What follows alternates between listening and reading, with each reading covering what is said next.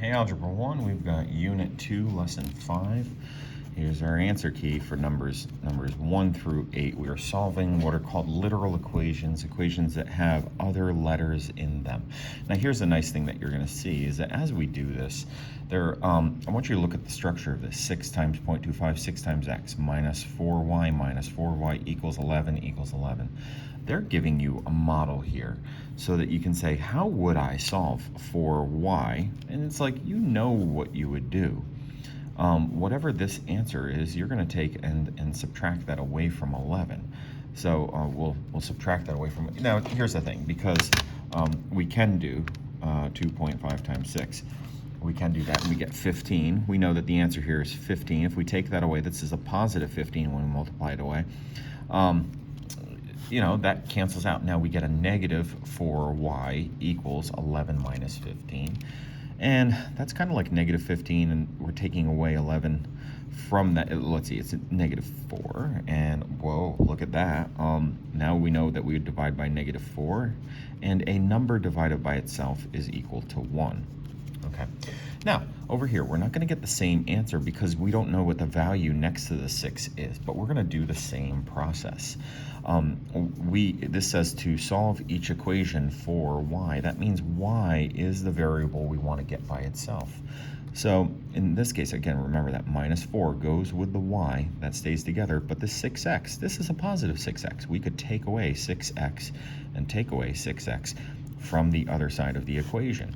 That would leave us with negative 4y, just like over here.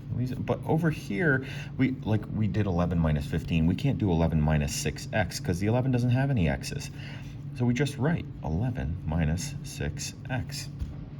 Now, how do we continue to simplify this? Well, we still keep our focus on this variable, and we would divide by negative 4 and divide by negative 4. Now, we could divide negative 4 into each of these parts. I know that that's not going to work out to be very nice, so I'm okay just writing y equals 11 minus 6x divided by negative 4. That's fine for an answer. All right, so solve for x, solve for y. We got this same equation. If we solve this for x, that means we want to get that x by itself. 2x minus 4y minus 31 equals 123. Okay, here's the nice thing. Is that there is a number here, and that this number we could add 31 to the other side, add 31, and that would get rid of that minus 31.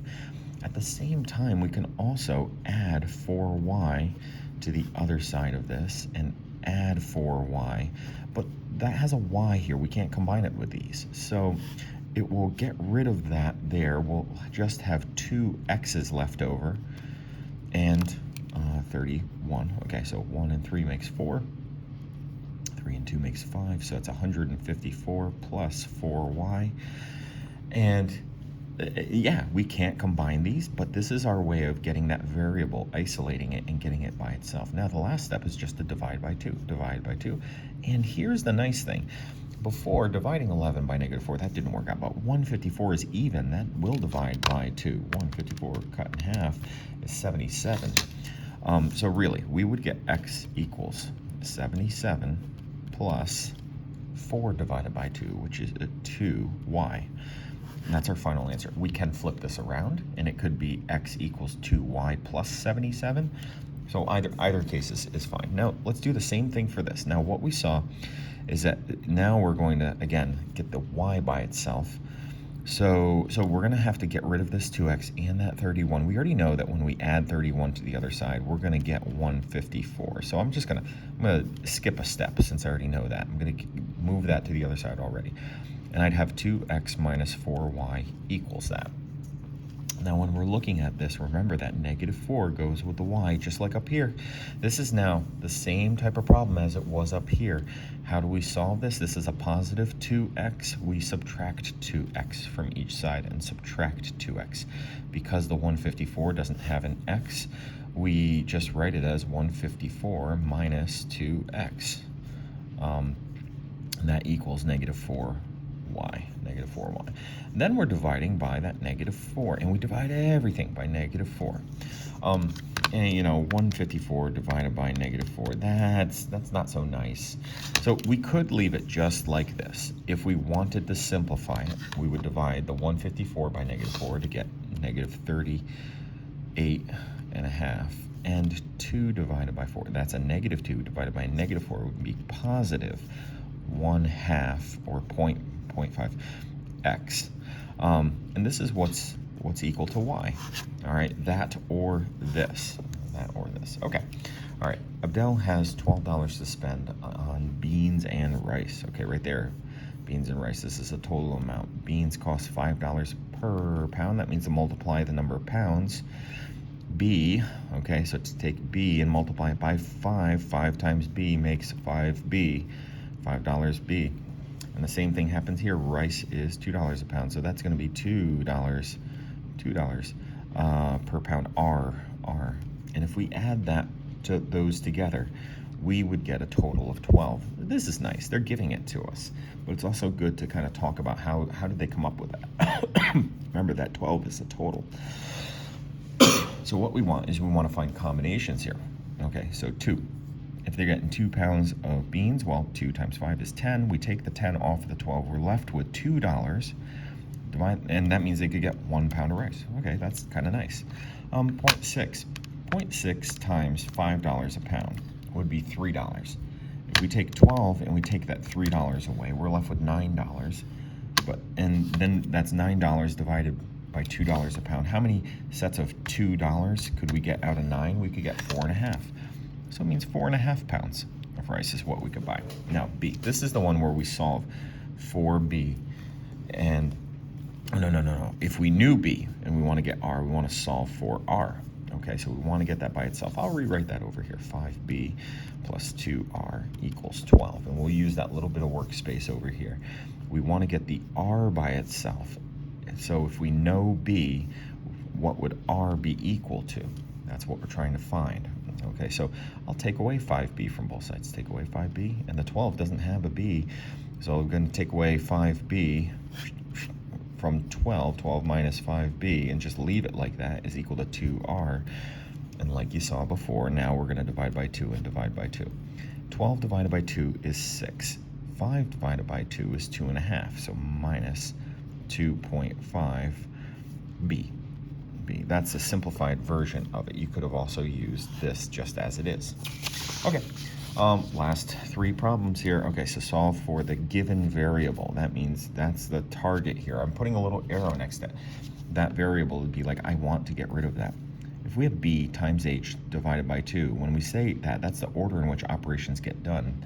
We undo them in the reverse order. So we take B times H divided by 2.